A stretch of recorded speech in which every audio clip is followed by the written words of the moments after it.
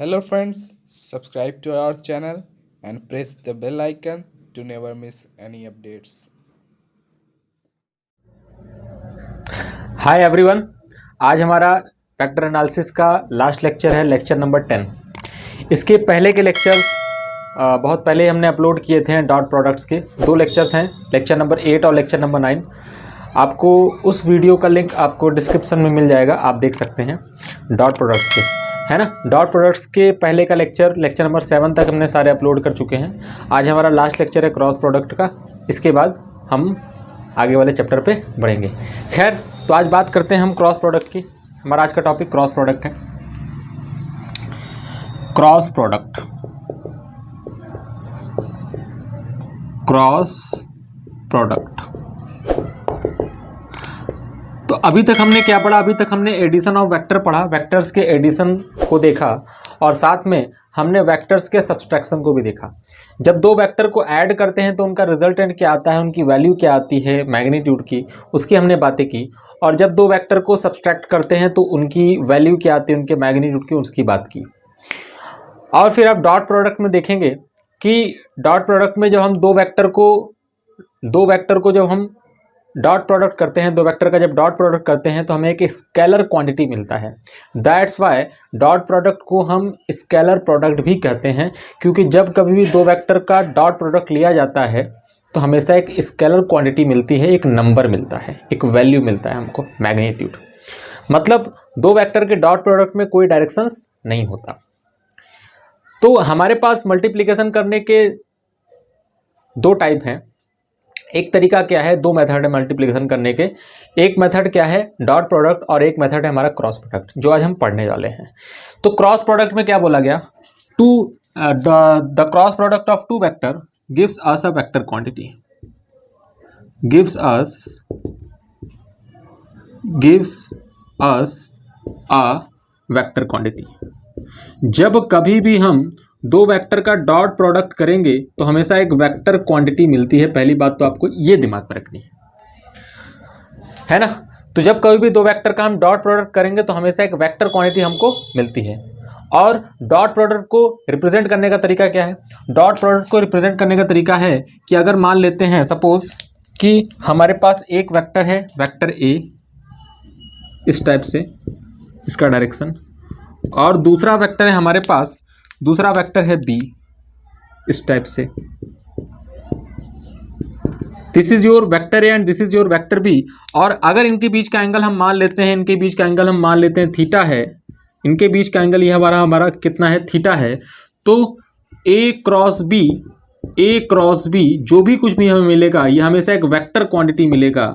ये आपको दिमाग में रखना है कि दो वेक्टर का क्रॉस प्रोडक्ट हमेशा एक क्या देता है, दो वेक्टर का क्रॉस प्रोडक्ट हमेशा एक वेक्टर क्वांटिटी देता है। और क्रॉस प्रोडक्ट को इस तरीके से क्रॉस से दिखाया जाता है। ये सिंपल मल्टीप्लिकेशन वाला क्रॉस नहीं है, ये वेक्टर वाला क्रॉस है। तो ध्यान से अगर आप देखें तो ए वेक्टर क्रॉस बी वेक्टर हमेशा एक वेक्टर क्वांटिटी मिलता है। तो इसके पास कितनी चीजें होंगी? इसके पास दो चीजें होंगी, एक तो होगा मैग्नीट्यूड और दूसरा क्या होगा, डायरेक्शन। मतलब यहां पर हमें दो वेक्टर के क्रॉस प्रोडक्ट की मैग्नीट्यूड की भी चिंता करनी होगी और डायरेक्शन की भी चिंता करनी होगी। तो सबसे पहले हम देखेंगे कि मैग्नीट्यूड क्या होता है, उसके बाद डायरेक्शन की बात करेंगे कि दो वेक्टर के क्रॉस प्रोडक्ट का क्या डायरेक्शन होता है। तो हमने क्या बात किया कि दो वेक्टर का डॉट प्रोडक्ट जब करते हैं तो एक वेक्टर क्वांटिटी मिलता है, इसीलिए इसका दूसरा नाम भी पड़ता है, जिसको हम किस नाम से जानते हैं, vector product of two vector. इसको वेक्टर प्रोडक्ट भी बोला जाता है, कारण क्योंकि दो वेक्टर का क्रॉस प्रोडक्ट जब कर देते हैं तो हमेशा एक वेक्टर क्वांटिटी मिलता है। तो बोला क्या गया, the magnitude of the cross product of two vector is equal to the multiplication of magnitudes of that two vectors and sine of angle between them.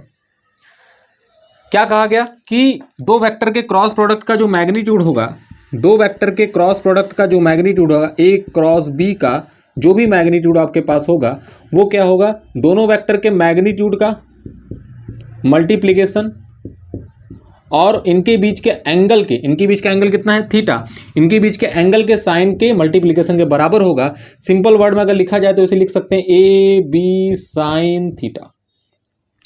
क्या लिख सकते हैं, mod of A cross B हम लिख सकते हैं A B sine theta. This is your A B sine theta.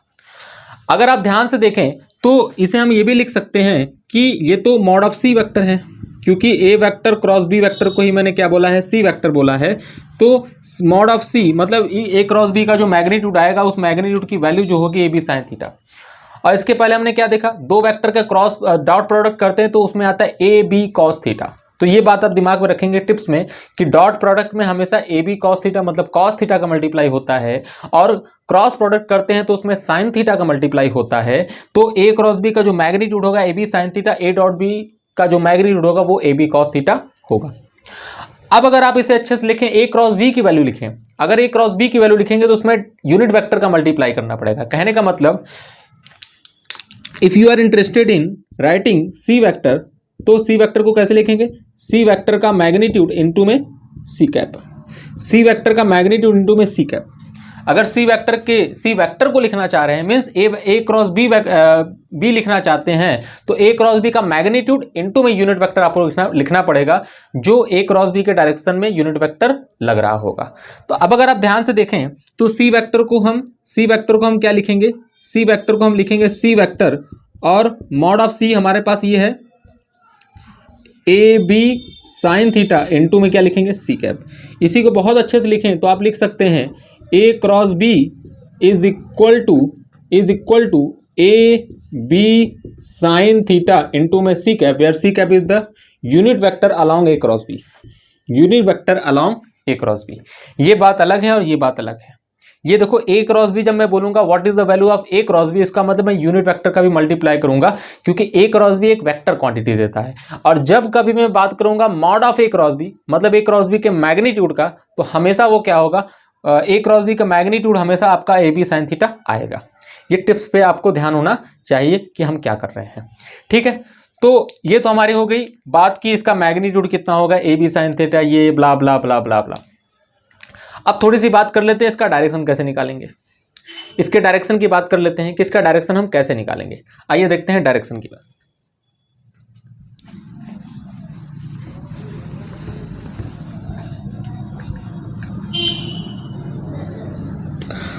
तो अगर हम डायरेक्शन की बात करें तो direction of cross product always given by right hand thumb rule, direction of cross product always given by right hand thumb rule. Right hand thumb rule की मदद से हमेशा डायरेक्शन देते हैं। डायरेक्शन की अगर हम बात करेंगे तो डायरेक्शन हमेशा किससे देंगे, by right hand thumb rule, by right hand thumb rule. ये रूल कैसे काम करता है ध्यान से देखें, बहुत ही सिंपल है। जैसे मैंने आपको बोला कि हमारे पास एक वेक्टर है ए इस तरीके से, और हमारे पास दूसरा वेक्टर है बी इस तरीके से। इनके बीच का एंगल हमने मान लिया कितना है, थीटा। फिर इसी तरीके से हमने देखा एक वेक्टर है ए इस तरीके से और दूसरा वेक्टर है बी इस तरीके से, दोनों एक ही हैं, लेकिन यहाँ पे मैं कुछ बताना चाह रहा हूँ। और इनके बीच में भी एंगल कितना है, थीटा। अगर हम बात करें कि यहाँ पर direction of A cross B और direction of B cross a कितना होगा, तो इसका रूल क्या कहता है, रूल ये कहता है कि एंगल जो है अगर ए क्रॉस बी निकालना है, मान लेते हैं यहाँ पर आपको ए क्रॉस बी का डायरेक्शन निकालना है, ए क्रॉस बी का डायरेक्शन निकालना है, ए क्रॉस बी का डायरेक्शन निकालना है तो ए से बी तक एरो को घुमाओ। कौन सा एरो को, एंगल वाले एरो को, मतलब एंगल को ए से बी तक घुमाओ। तो ए से बी तक मैंने एंगल को घुमा दिया, ए से बी की तरफ। ए से बी की तरफ अगर एंगल को घुमाएंगे तो ध्यान से देखें एंगल का सेंस क्या है, एंगल का सेंस है एंटी क्लॉकवाइज, है ना। एंगल का सेंस है एंटी क्लॉकवाइज, तो अपने हाथ के, अपने दाहिने हाथ के राइट हैंड की उंगलियों को उसी सेंस में घुमाओ जिस सेंस में एंगल घूम रहा है। तो कैसे घूमेगा, ऐसे ऐसे। राइट हैंड को घुमाना है, लेफ्ट हैंड को नहीं घुमाना है। लेफ्ट हैंड का राइट हैंड का रूल है तो राइट हैंड को ही घुमाना है, राइट हैंड के उंगलियों को in the sense of angle घुमाओ। अगर ए क्रॉस बी निकालना है तो इन द सेंस ऑफ अगर एंगल घुमाएंगे तो हमारा अंगूठा किधर आएगा, बाहर। तो जो अंगूठे का डायरेक्शन होगा वही डायरेक्शन हमारा ए क्रॉस बी का होगा। तो क्या बोला गया, सिंपल आपसे ये बोला जा रहा है कि अगर ए क्रॉस बी का डायरेक्शन निकालना है, अगर ए क्रॉस बी का डायरेक्शन निकालना है तो ए से बी की तरफ एंगल को घुमाओ। तो जो सेंस ऑफ एंगल होगा, जो सेंस ऑफ एंगल होगा उस सेंस में अपने राइट हैंड की अंगुली को घुमा दो, अंगुलियों को, ये अंगुली होता है, 4 अंगुली होता है, ये आपका अंगूठा होता है, तो अंगुलियों को घुमाना है in the sense of angle. तो जो अंगूठे का डायरेक्शन होगा वही अंगूठे का डायरेक्शन आपका क्या कहलाएगा, क्रॉस प्रोडक्ट का डायरेक्शन कहलाएगा। तो ध्यान से अगर आप देखें, ध्यान दीजिए कि ए क्रॉस बी का मुझे डायरेक्शन निकालना है, तो सबसे पहले मैंने क्या किया, सेंस ऑफ एंगल बनाया कि ए से बी तक मैंने एंगल को रोटेट किया। और अगर मुझे यहां पर बी क्रॉस ए का डायरेक्शन निकालना है तो मुझे क्या करना पड़ेगा, बी से ए की तरफ एंगल को रोटेट कराना पड़ेगा, बी से ए की तरफ एंगल को रोटेट कराना पड़ेगा। तो ध्यान से अगर आप देखें तो राइट हैंड की अंगुली को सेंस ऑफ रोटेशन में घुमाना है, जिस सेंस में हमारा एंगल घूम रहा है उसी सेंस में आपको क्या करना है, अंगुली को घुमाना है। तो अंगुली को घुमा देंगे तो अंगूठा बाहर आएगा, और अगर अंगूठा बाहर आएगा तो हम क्या बोलेंगे, ए क्रॉस बी का जो डायरेक्शन है आउटवर्ड नॉर्मल, आउटवर्ड नॉर्मल। और यहां पे अगर हम बात करें तो बी क्रॉस ए का डायरेक्शन निकालना है, तो sense of rotation of angle क्या है, sense of rotation of angle आपका क्लॉकवाइज है। और अगर sense of rotation of angle clockwise है तो अपने राइट हैंड की उंगलियों को घुमाएं, राइट हैंड की उंगली को घुमाएंगे सेंस ऑफ रोटेशन में, एंगल के सेंस ऑफ रोटेशन में, तो अंगूठा आपका अंदर आ रहा है, तो क्या बोलेंगे, इनसाइड नॉर्मल, क्या बोलेंगे, इनसाइड नॉर्मल। तो वही वेक्टर था, वही ओरिएंटेशन था दोनों वेक्टर्स का, वही एंगल ऑफ रोटेशन था, वही एंगल था। तो ध्यान से अगर आप देखें दोनों के बीच में वही एंगल है। ध्यान से अगर आप देखें, अगर ए क्रॉस बी निकाल रहे हैं तो अंदर की तरफ डायरेक्शन है, और बी क्रॉस ए निकाल रहे हैं तो बाहर की तरफ डायरेक्शन है। मतलब ए क्रॉस बी और बी क्रॉस ए दोनों का डायरेक्शन जस्ट अपोजिट है, दोनों का डायरेक्शन जस्ट अपोजिट है, ये बात ध्यान रखना है आपको। दूसरी चीज आपने सीख भी लिया कि कैसे निकालते हैं by the right hand thumb rule. सबसे पहले क्या करना है, ए क्रॉस बी निकालना है तो वेक्टर ए से वेक्टर बी की तरफ एंगल को रोटेट करा देना है। उसके बाद उसी सेंस में, जिस सेंस में एंगल रोटेट कर रहा है उसी सेंस में अपने राइट हैंड की उंगलियों को रोटेट करा देना है। तो जो अंगूठा का डायरेक्शन होगा वही डायरेक्शन आपका ए क्रॉस बी या फिर बी क्रॉस ए का होगा, अगर बी से ए की तरफ आप काम करेंगे तो। क्लियर है बात? अच्छा, एक इंपॉर्टेंट बात यहां से एक देखने को और मिल रही है कि ए क्रॉस बी का डायरेक्शन आउटवर्ड नॉर्मल बाहर की तरफ, और बी क्रॉस ए का डायरेक्शन इनसाइड नॉर्मल अंदर की तरफ, इनटू द बोर्ड। अगर इनटू द बोर्ड है तो दोनों ही केस में अगर आप ध्यान से देखें तो जो ए क्रॉस बी या बी क्रॉस ए का डायरेक्शन आ रहा है, जो ए क्रॉस बी और बी क्रॉस ए का डायरेक्शन आ रहा है वो हमेशा वेक्टर ए और वेक्टर बी को मिलाने वाले प्लेन के परपेंडिकुलर आ रहा है। तो हम ऐसा लिख सकते हैं, क्योंकि बुकों में भी लिखा है तो हम भी लिख सकते हैं, क्योंकि दिख ही रहा है हमको कि direction of A cross B is perpendicular to vector A and vector B both, दोनों से परपेंडिकुलर है। ए क्रॉस बी या बी क्रॉस ए दोनों का डायरेक्शन दोनों से परपेंडिकुलर है। अच्छा, तो हम ये भी बोल सकते हैं कि direction of A cross B is perpendicular to the plane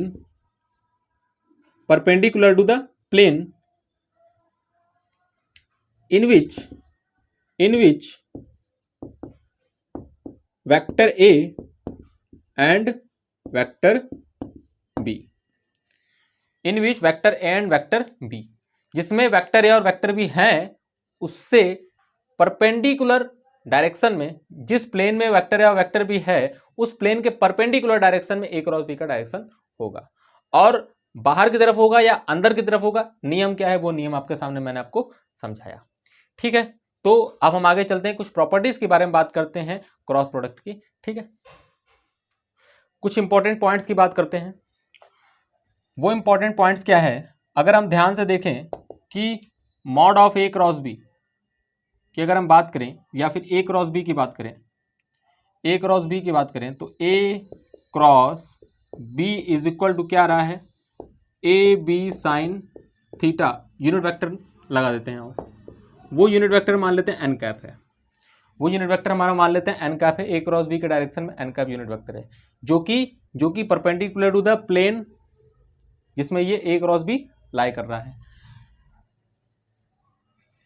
तो ध्यान से अगर आप देखें, ए बी को नीचे खींच दें, ए बी को जिस दिन नीचे खींच देंगे तो ए वेक्टर अपॉन में कितना हो जाएगा, मॉड ऑफ ए, चाहे ए लिखें चाहे मॉड ऑफ ए लिखें एक ही बात है, क्रॉस हो गया, बी वेक्टर अपॉन में कितना हो जाएगा, mod of B is equal to कितना हो गया, इज इक्वल टू आपका साइन थीटा इंटू में यूनिट वेक्टर एन कैप। बहुत ध्यान से अगर आप देखिए इस चीज को, तो ये क्या लिखा हुआ है, ये आपका ए कैप लिखा हुआ है क्रॉस, और ये आपका क्या लिखा हुआ है, ये आपका बी कैप मतलब यूनिट वेक्टर।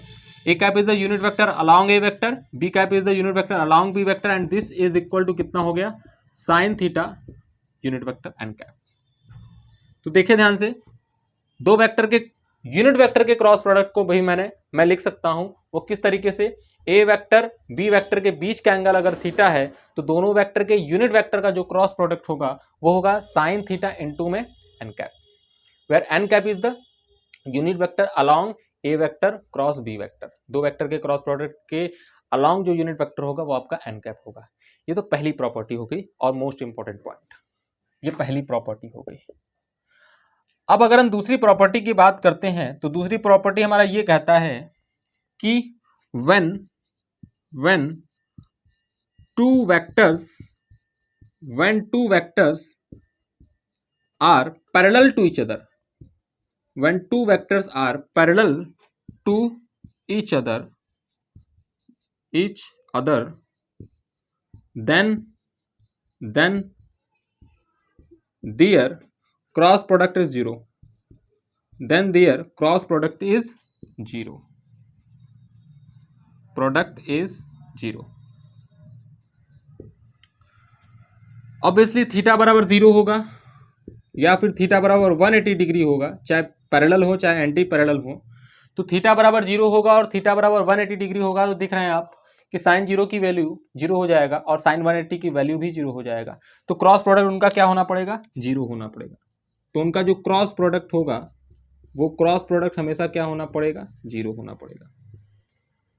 तो ध्यान रखिए बहुत इंपॉर्टेंट पॉइंट है। तो कभी कभी आपको क्वेश्चन में कहता है कि प्रूव करिए कि एक वेक्टर ये है एक वेक्टर ये है, ये दोनों एक दूसरे के पैरेलल हैं। तो पैरेलल प्रूव करने के लिए आप क्या दिखा दें, आप क्रॉस प्रोडक्ट जीरो दिखा दें। और कभी कहे प्रूव करिए कि दो वेक्टर आपके परपेंडिकुलर हैं, तो परपेंडिकुलर प्रूव करने के लिए उनका डॉट प्रोडक्ट जीरो दिखा दें। तो when two vectors are perpendicular to each other then their dot product is equal to zero, but if two vectors are parallel to each other then their cross product are equal to zero। ठीक है, parallel में cross product zero होगा और perpendicular में dot product zero होगा। आगे बढ़ते हैं, कुछ प्रॉपर्टीज की और बात करते हैं। अगर हम तीसरे नंबर की बात करते हैं, तीसरे नंबर प्रॉपर्टीज की अगर हम बात करते हैं, तो cross product do not follow, cross product does not follow commutative law.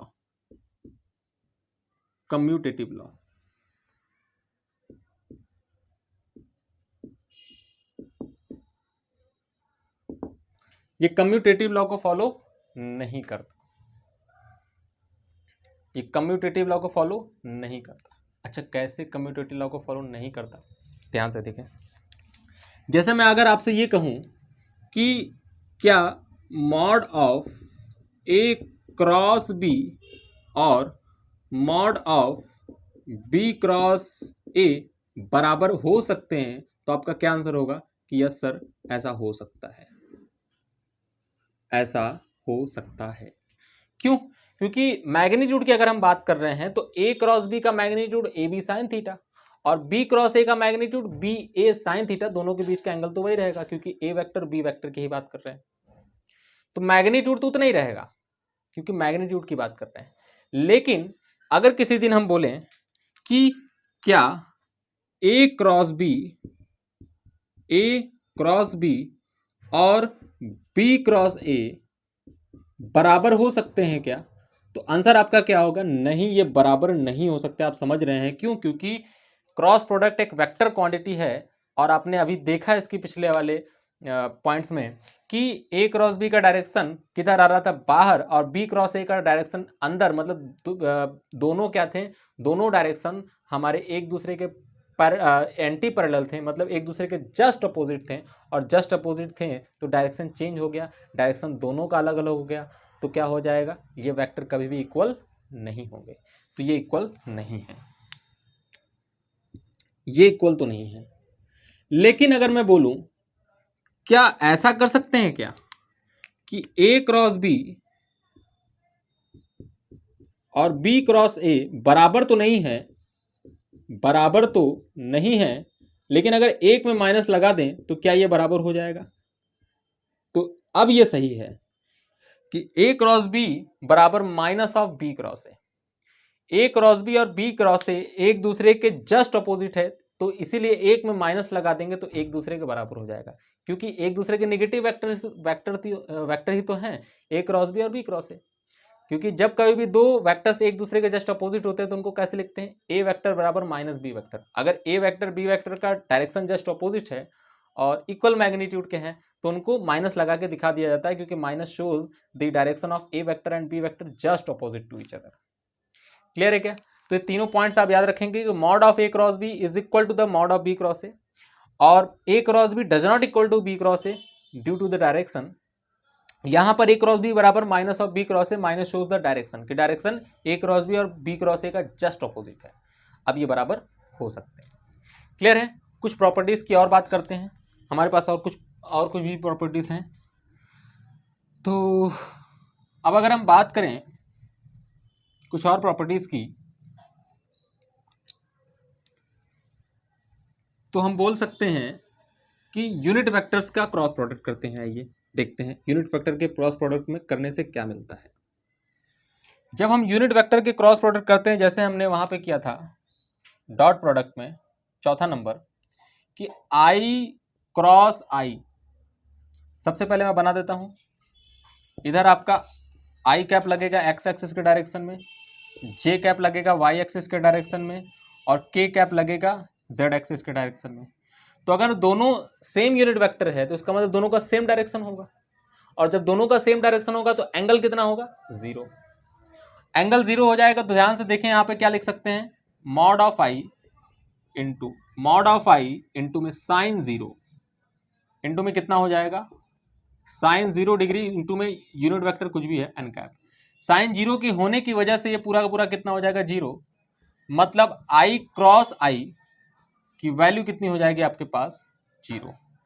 Similarly J cross जे करेंगे तो यहाँ भी जीरो एंगल बनेगा, क्योंकि सेम यूनिट वेक्टर्स हैं, तो इसकी भी वैल्यू जीरो हो जाएगी।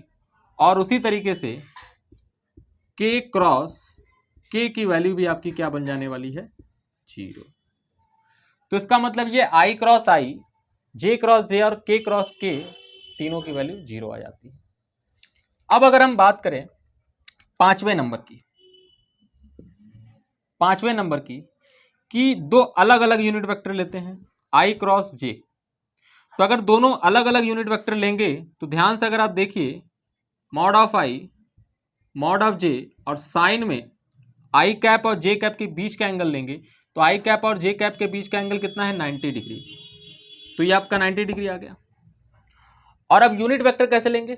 हाथ को घुमाएंगे, तो आई क्रॉस जे, आई से जे की तरफ, आई क्रॉस जे मैंने किया है तो आई से जे की तरफ हाथ घुमाएंगे, तो आई से जे की तरफ हाथ घुमाएं तो किधर आएगा? के कैप, बाहर की तरफ। के कैप के डायरेक्शन में आएगा तो के कैप के डायरेक्शन में आएगा तो के कैप यूनिट वेक्टर हो गया, बाहर की तरफ यूनिट वेक्टर के कैप। बहुत अच्छे से देखें तो इसकी वैल्यू 1, इसकी वैल्यू 1, इसकी वैल्यू 1, तो इसकी वैल्यू कितनी आ गई? 1 इंटू 1 इंटू 1 इंटू की कैप। ये वाला इंटू वाला है, क्रॉस वाला नहीं है, ध्यान दीजिएगा, है ना? तो ये कितना आ जाएगा? के कैप आ जाएगा। तो आई, इसको हटा ही देता हूं मैं, है ना, इसको ऐसे लिख देता हूं मैं। तो कितना आ जाएगा? I cross J is equal to k cap. I cross j की वैल्यू कितनी आ जाएगी? आपके पास के कैप आ जाएगी। इसी तरीके से अगर हम जे क्रॉस के करते हैं, अगर हम जे क्रॉस के करते हैं तो देखते हैं क्या मिलता है हमको।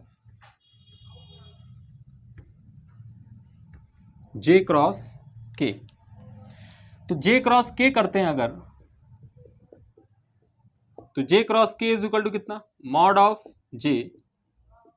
ऑफ के एंगल बिटवीन जे एंड के 90 डिग्री दिख रहा होगा आपको, जे और के के बीच में 90 डिग्री का एंगल होता है। और यूनिट वेक्टर क्या आ जाएगा आपका, आई कैप। हाथ घुमा के देखिए, हाथ घुमा के देखिए, हाथ घुमाएंगे, जे ऊपर है, के आपके सामने है, जे ऊपर के आपके सामने, तो जे क्रॉस के, जे क्रॉस के करेंगे तो एक्स एक्सिस के डायरेक्शन में मतलब आई कैप आएगा, तो इसलिए मैंने क्या लिखा, आई कैप लिख दिया। साइन 90 की वैल्यू 1, के की वैल्यू 1, मॉड ऑफ जे की वैल्यू 1, तो कितना आ जाएगा, जे कैप क्रॉस के कैप 1 इंटू कितना आ जाएगा, आई कैप। ध्यान दें, जे क्रॉस के की वैल्यू कितनी आ जाएगी, आपके पास आ जाएगी आई कैप। जे क्रॉस के की वैल्यू कितनी आ जाएगी आपके पास, आई कैप। ये दूसरा पॉइंट हो गया इसी के अंदर, ये पहला पॉइंट था, ऐसे करके डाल लें नंबर 1 और नंबर 2।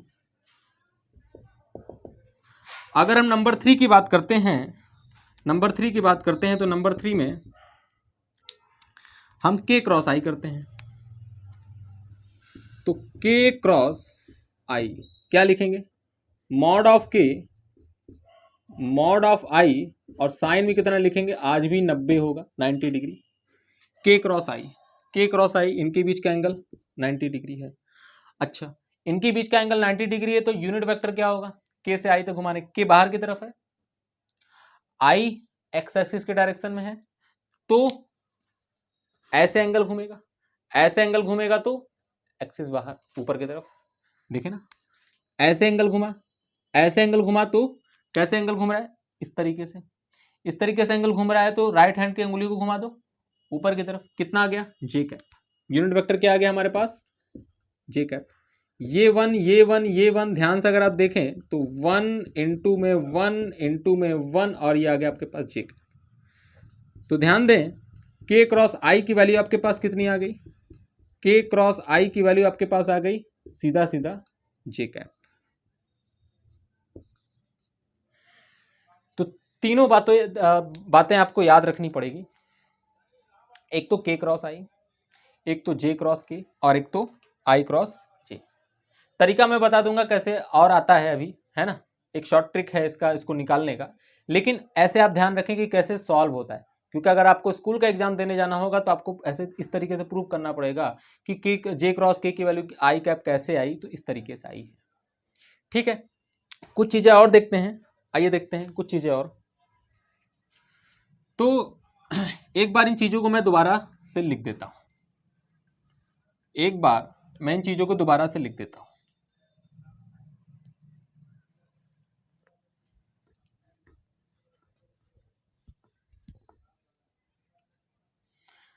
ध्यान दें कि आई क्रॉस आई बराबर 0, जे क्रॉस जे बराबर 0, के क्रॉस के बराबर 0, फिर उसके बाद आई क्रॉस जे बराबर के कैप, जे क्रॉस के बराबर आई कैप, और के क्रॉस आई कैप बराबर जे कैप। एक बात तो आपको ये ध्यान देना है।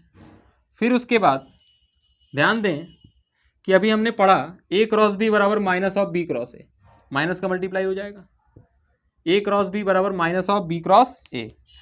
अगर मैं किसी दिन आपको ये बोलूं कि जे क्रॉस आई की वैल्यू बताओ, तो जे क्रॉस आई की वैल्यू सिंपली कितना हो जाएगा, माइनस में के कैप। कैसे हुआ, ध्यान दें, जे क्रॉस आई बराबर माइनस ऑफ आई क्रॉस जे, और आई क्रॉस जे की वैल्यू कितनी होती है, के, तो के डाल दिया, माइनस में आई क्रॉस जे की जगह पे के। इसी तरीके से K cross J is equal to minus में आई कैप। इसी तरीके से I cross K is equal to minus में जे कैप। एक तो ये आ गया, ये आपको एकदम टिप्स पे याद होनी चाहिए, ठीक है। तो ये आपका बोर्ड पे लिखा हुआ है, इसको किसी भी तरीके से याद रख लें, कोई दिक्कत वाली बात नहीं है, बस याद होना चाहिए, है ना, काम आता है आगे। तो बहुत अच्छे से अगर आप देखें तो मैं अगर बात करूं कि इसको याद रखने का एक तरीका, एक तरीका है हमारे पास याद रखने का, एक मेथड है, किस तरीके से सर्कल बनाओ। अब मैं अगर पूछूं ये सर्कल मैंने बना लिया और घड़ी के सुई का निडल का क्या डायरेक्शन होता है, क्लॉकवाइज, ऐसा ऐसा, इसीलिए घड़ी का जो निडल का डायरेक्शन होता है उसको क्लॉकवाइज बोलते हैं, क्योंकि ऐसे ऐसे रोटेट करता है। तो वो ऐसे ऐसे रोटेट करता है, तो हमने एक डायरेक्शन बना लिया और ऊपर मैंने लिख दिया आई कैप, इधर लिख दिया जे कैप, इधर लिख दिया के कैप। एक लाइन से लिखना है, एरो के डायरेक्शन में एक लाइन से लिखना है, आई जे के, आई के बाद आता है जे, जे के बाद आता है के। ध्यान दें कि अगर मैं सेम वेक्टर का क्रॉस प्रोडक्ट करता हूं तो वो तो 0 आएगा, उसमें कोई दिक्कत वाली बात नहीं। लेकिन अगर मैं आई क्रॉस जे करता हूं तो के आता है। अगर मैं सेम डायरेक्शन में चल रहा हूं, आई क्रॉस जे, अगर मैं सेम डायरेक्शन में क्रॉस प्रोडक्ट कर रहा हूं, घड़ी के सेम डायरेक्शन में चलते हुए अगर क्रॉस प्रोडक्ट कर रहा हूं, तो आई क्रॉस जे बराबर कितना आ जाएगा, प्लस के। आई क्रॉस जे, ध्यान दें, आई क्रॉस जे बराबर प्लस के, आई क्रॉस जे बराबर प्लस के। फिर से घड़ी के डायरेक्शन में जे क्रॉस के बराबर जो बचा हुआ है आई कैप। मतलब दो का क्रॉस प्रोडक्ट करेंगे तीसरा पक्का मिलेगा, लेकिन प्लस मिलेगा कि माइनस मिलेगा उसका मैं आइडिया दे रहा हूं। देखिए ध्यान से, आई जे है तो के मिला, जे के है तो आई मिला, के है आई है तो जे मिला, जे आई है तो के मिला, मतलब मिल रहा है। दो वेक्टर का क्रॉस प्रोडक्ट, मतलब दो यूनिट वेक्टर का क्रॉस प्रोडक्ट किया तो तीसरा वाला वेक्टर तो पक्का आएगा, लेकिन प्लस आएगा कि माइनस आएगा उसका आइडिया दे रहा हूं कि अगर आपने घड़ी के डायरेक्शन में आई क्रॉस जे किया है तो प्लस के कैप आएगा, और अगर घड़ी के डायरेक्शन के अपोजिट जे क्रॉस आई, आप ऐसे कर रहे हैं जे क्रॉस आई, तो घड़ी के डायरेक्शन के जस्ट अपोजिट कर रहे हैं तो इसका मतलब माइनस में आएगा तो के कैप ही, लेकिन माइनस में आएगा। सिमिलरली जे क्रॉस के करेंगे तो आई कैप आएगा प्लस में, और अगर के क्रॉस जे करेंगे घड़ी के अपोजिट डायरेक्शन में तो आ जाएगा माइनस आई कैप। इतनी सी बात है। घड़ी के डायरेक्शन में के क्रॉस आई करेंगे तो बचा जे कैप, प्लस जे कैप आएगा, क्योंकि घड़ी के डायरेक्शन की बात हो रही है। और अगर आई क्रॉस के कर रहे हैं तो माइनस जे कैप आएगा, क्योंकि घड़ी के डायरेक्शन के जस्ट ऑपोजिट बात कर रहे हैं, माइनस जे कैप। क्लियर है, याद रख लेंगे। तो इतना सा काम करना है, इससे ज्यादा कोई काम नहीं करना है। अब अगर आप ध्यान से देखें तो थोड़ी सी और हम बात करते हैं आगे, क्योंकि लेक्चर ऑलमोस्ट खत्म हो चुका है ना। क्लास 11th में इतनी ही बेसिक है, और इतनी बेसिक से हमारी पूरी फिजिक्स हो जाती है जितनी मैं बात करूंगा। ठीक है भाई, देखो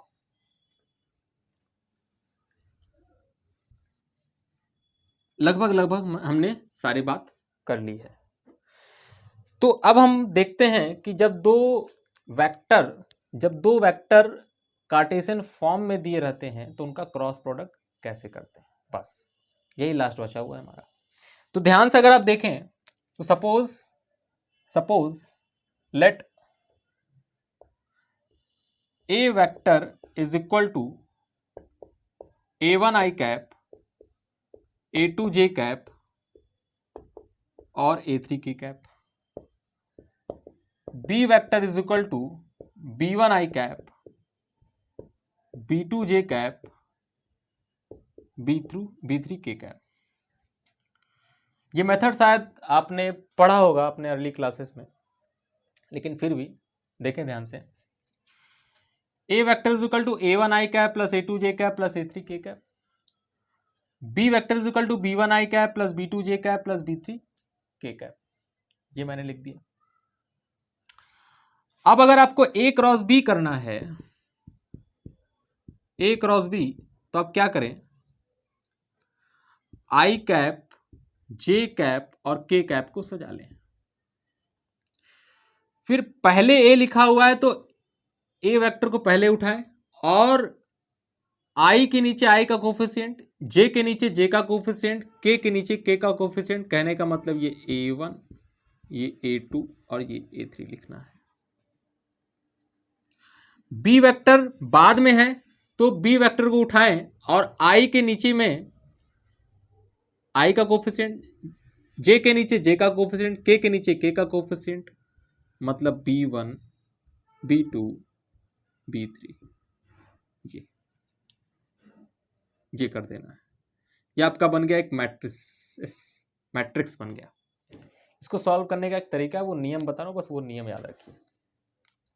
सबसे पहले मेक श्योर पहला वाला साइन होगा प्लस, आई कैप का साइन हमेशा प्लस होता है, दूसरा वाला माइनस और तीसरा वाला साइन होता है प्लस। कहने का मतलब ये प्लस माइनस प्लस, प्लस से स्टार्ट हो फिर माइनस आएगा फिर प्लस आएगा, प्लस माइनस प्लस, तो प्लस माइनस प्लस। अब ध्यान दें इसकी वैल्यू कितनी आ जाएगी, ए क्रॉस बी की वैल्यू कितनी आएगी। इसको करने का तरीका है ए क्रॉस बी बराबर, सबसे पहले आई कैप को चुने, आई कैप का साइन पॉजिटिव है तो आई कैप लिख दीजिए। उसके बाद इसके रो और कॉलम को उड़ा दीजिए, गायब कर दीजिए। आई कैप के लिए लिख रहे हैं, आई कैप के लिए लिख रहे हैं तो इसके रो को मत देखिए, इसको रो को उड़ा दीजिए और इसके कॉलम को उड़ा दीजिए। सच में नहीं उड़ाना है, मतलब उसको निग्लेक्ट करना है, इमेजिन नहीं, उसको देखना नहीं है। ये वाला गायब हो गया, ये वाला गायब हो गया, बचा आपका ये 4। तो बस क्रॉस मल्टीप्लीकेशन करना है। कैसे, a2b3 माइनस b2a3।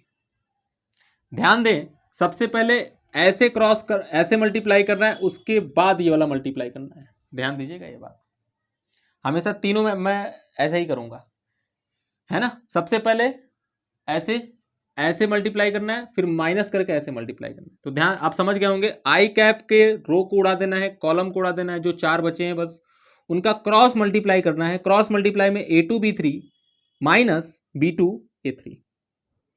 फिर जे कैप को लेना उठाना है। अब जे कैप का साइन माइनस है तो यहां लिखा मैंने माइनस जे कैप ब्रैकेट में। इसके रो को उड़ा देना है, इसके कॉलम को उड़ा देना है। तो बचा क्या, बचा हमारे पास सिर्फ ये 2 बचा और ये 2 बचा। ध्यान दीजिएगा, फिगर गंदा हो जाएगा लास्ट तक जब मैं सॉल्व करूंगा। ये दोनों बचा, रो को गायब कर दिया, जे के सामने वाले रो को गायब कर दिया, कॉलम को गायब कर दिया, तो ये 2 बचा। अब क्रॉस मल्टीप्लाई करना है। सबसे पहले ऐसे a1b3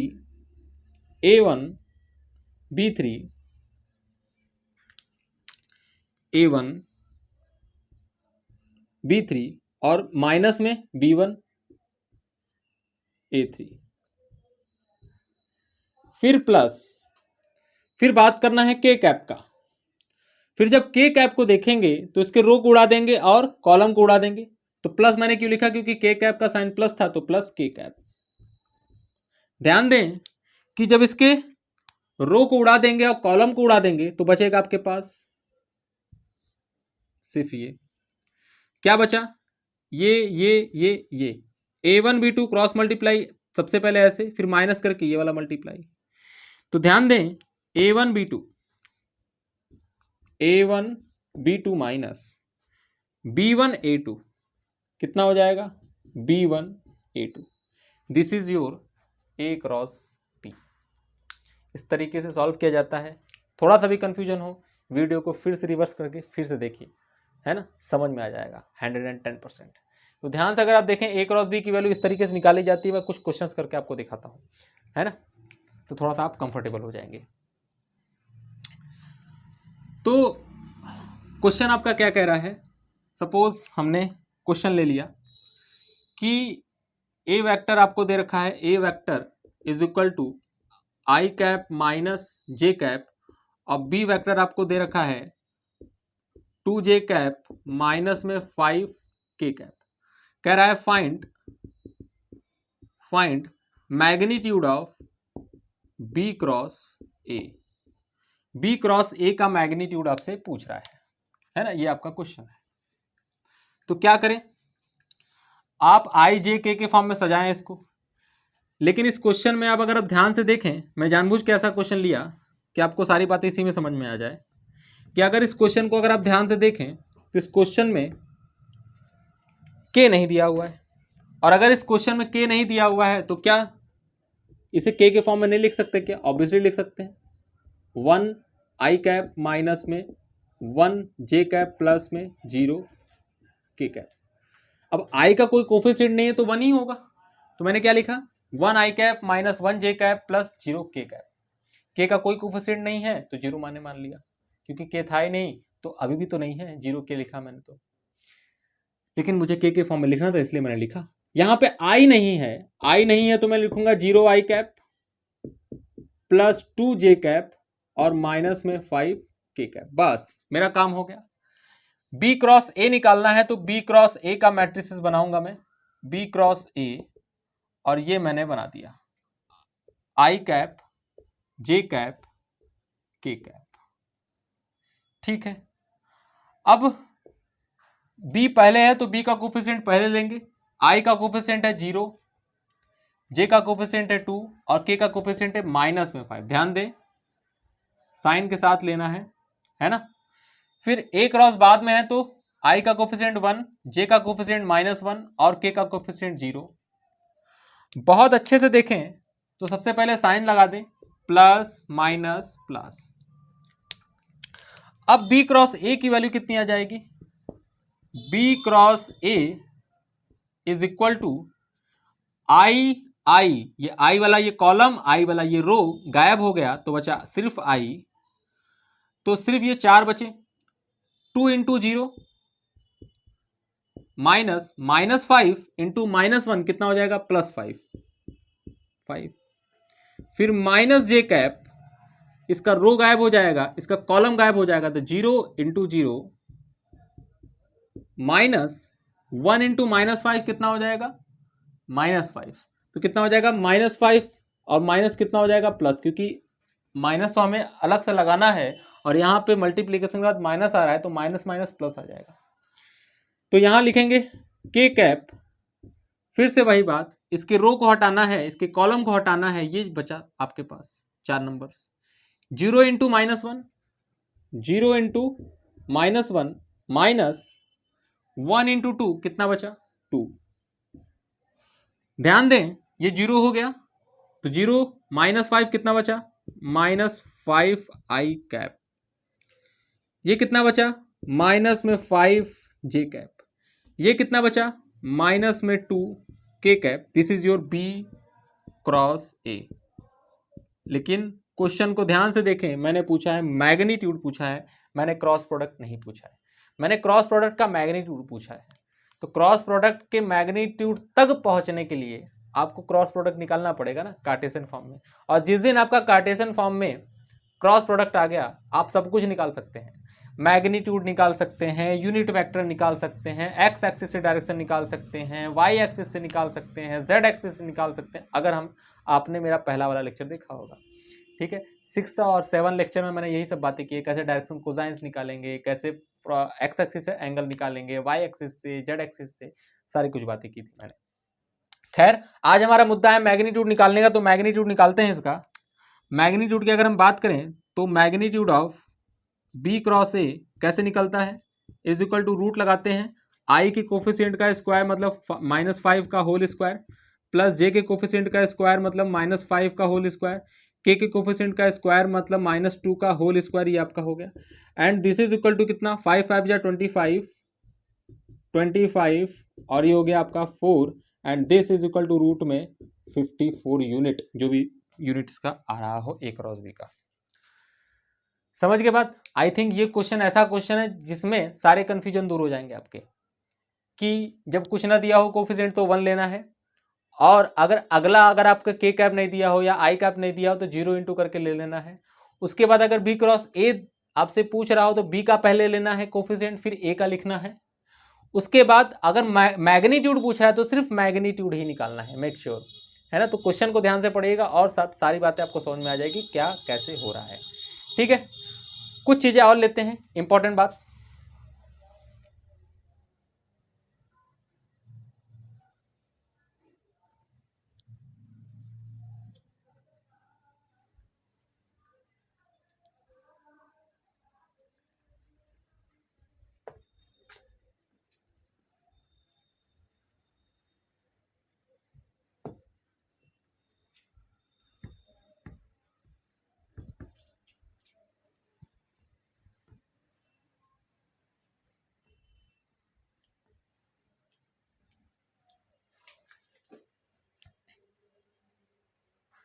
जी हाँ।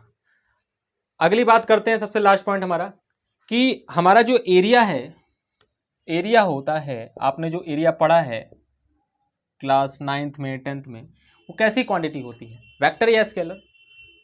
तो मैं बता देता हूँ, area is a vector quantity, it is a vector quantity. सुन के बहुत अजीब सा लगता है लेकिन है ये vector quantity, it is a vector quantity, it is a vector quantity. कैसे, कोई तरीका होगा समझने का? हाँ है, समझा देते हैं कि क्रॉस प्रोडक्ट का सॉरी एरिया हमारा एक वेक्टर क्वांटिटी कैसे है, समझ लेते हैं इस बात को। अगर हम जैसे बात करें कि ये आपका क्या है, एक ट्रायंगल है, अगर ये आपका ट्रायंगल है तो सपोज इनके साइड के बीच का एंगल थीटा है, और इसका जो साइड है, ये साइड ए वेक्टर से रिप्रेजेंट किया जाता है, और ये वाला जो साइड है आपका, ये बी वेक्टर से रिप्रेजेंट किया जाता है। तो बहुत अच्छे से अगर आप देखें तो इसका अगर हम लिखेंगे एरिया, तो ये हाइट इंटू में ये बेस, और इस हाइट को हम लिख सकते हैं h is equal two by the resolution b sine theta. इस हाइट को क्या लिखा जा सकता है, b साइन थीटा। तो अगर हम एरिया की अगर हम बात करें तो एरिया इज इक्वल टू क्या लिखेंगे, हाफ ऑफ बेस इंटू में कितना हो जाएगा आपका, height, half of base into में हाइट। अब बताइए बेस क्या है, इसका मैग्नीट्यूड, मैग्नीट्यूड मतलब mod of a, mod of a, और हाइट इतना लिखा हुआ मतलब इसको हम लिख सकते हैं mod of B sine theta. अब देखो ना कि एरिया बराबर कितना आ गया आपका, half of mod of A into mod of B into में साइन थीटा। बहुत अच्छे से और ध्यान से देखिए, तो दो वेक्टर का मैग्नीट्यूड और उसके साथ मल्टीप्लाई है साइन थीटा का, तो इसका मतलब हो ना हो क्रॉस प्रोडक्ट हो रहा होगा, इसका मतलब हो ना हो क्रॉस प्रोडक्ट हो रहा होगा। इसलिए ये क्या लिखा हुआ है, दो वेक्टर, वेक्टर ए और वेक्टर बी के क्रॉस प्रोडक्ट का मैग्नीट्यूड लिखा हुआ है। इसीलिए हम इसको ऐसे लिख सकते हैं कि area is equal to half of magnitude of A cross B. अगर दो वेक्टर, दो एडजेसेंट साइड आपको दिए गए हैं, दो एडजेसेंट साइड दिए गए हैं वेक्टर के फॉर्म में, तो उनका आप क्रॉस प्रोडक्ट करके, उनका आप क्रॉस प्रोडक्ट करके हाफ कर दीजिए, आपका एरिया निकल जाएगा। ठीक है, अब सोच के देखिए कि mod of A cross B है, ये तो मैग्नीट्यूड फॉर्म में है, तो इसका डायरेक्शन किधर होगा? अगर आप डायरेक्शन देखेंगे तो डायरेक्शन किधर आएगा, ए क्रॉस बी, या तो बाहर आएगा, क्योंकि ये मैंने mod of A cross B, कोई बच्चा ऐसा भी लिख सकता है सर बी को आगे लिख दिए, ए को पीछे लिख दिए, mod of B cross A हो गया, वो भी सही बोल रहा है। तो बी क्रॉस ए करेगा, डायरेक्शन इधर आएगा अंदर की तरफ, अगर ए क्रॉस बी करोगे डायरेक्शन बाहर की तरफ आएगा। इसका मतलब एरिया का दो डायरेक्शन होता है। एरिया के कितने डायरेक्शंस होते हैं, दो। There are two directions of area, but make sure it is the perpendicular to the surface. ये जो सरफेस आपको दिख रहा है हमेशा इस सरफेस के परपेंडिकुलर होगा। Direction of area is always perpendicular to the surface, that means direction of area vector is always perpendicular to the surface in which vector A and vector b lie करते हैं।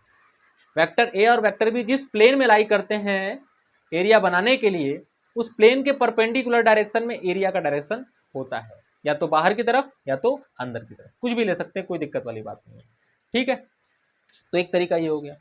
अब अगर हम बात करें parallelogram की, यह आपका पैरेललोग्राम है, सपोज ये आपका पैरेललोग्राम है, और इस पैरेललोग्राम के एडजेसेंट साइड जो हैं ये आपका वेक्टर ए है और ये आपका वेक्टर बी है, इनके बीच का एंगल थीटा है।